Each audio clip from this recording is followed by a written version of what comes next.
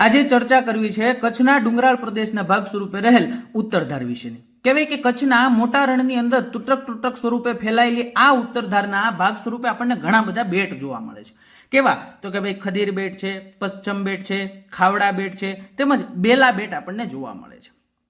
એ પૈકીના અગત્યના બેટ એટલે કે ખાવડા બેટ વિશેની વાત કરવી છે કે જે કચ્છનો સૌથી ઊંચો ભૂમિભાગ ગણાય છે। અહીંયા જોવા મળતો અગત્યનો ડુંગર એટલે કે કાળો ડુંગર સાહેબ 437 મીટરની વિશાળ ઊંચાઈ ધરાવતો આ ડુંગર કચ્છનો સૌથી ઊંચો ડુંગર મનાય છે કે જ્યાં અત્રી અને અનસુયાના પુત્ર એવા ગુરુ દત્તાત્રેયનું સ્થાનક આપણને જોવા મળે છે। આ જ વિસ્તારની અંદર સ્થાનિક વિસ્તારમાં જાઓ છો એટલે અહીંયાનો મુખ્ય વ્યવસાય એટલે કે પશુપાલનનો વ્યવસાય। આ પશુપાલન સાથે સંકળાયેલા લોકો હોવાથી જ અહીંયાની કહેવાય કે પેંડા અને ગુલાબ પાક બહુ પ્રખ્યાત છે। આ જ વિસ્તારની વાત કરીએ તો સ્થાનિક વિસ્તારની અંદર આપણને મેગ્નેટિક હિલની રચના જોવા મળે છે। તેમજ આ જ ઉત્તરધારના સંદર્ભની અંદર અહીંયા આવેલું એક ગામ એટલે કે કુરન ગામ સાહેબ એને આંતરરાષ્ટ્રીય અંતિમ ગામ તરીકે ઓળખવામાં આવે છે। અહીંયાની એક હસ્તકલા પ્રખ્યાત છે જેને ઓળખીએ છીએ ખરડ નામની હસ્તકલાથી કે જેની અંદર આપણને કચ્છની ગ્રામ્ય સંસ્કૃતિના દર્શન થાય છે।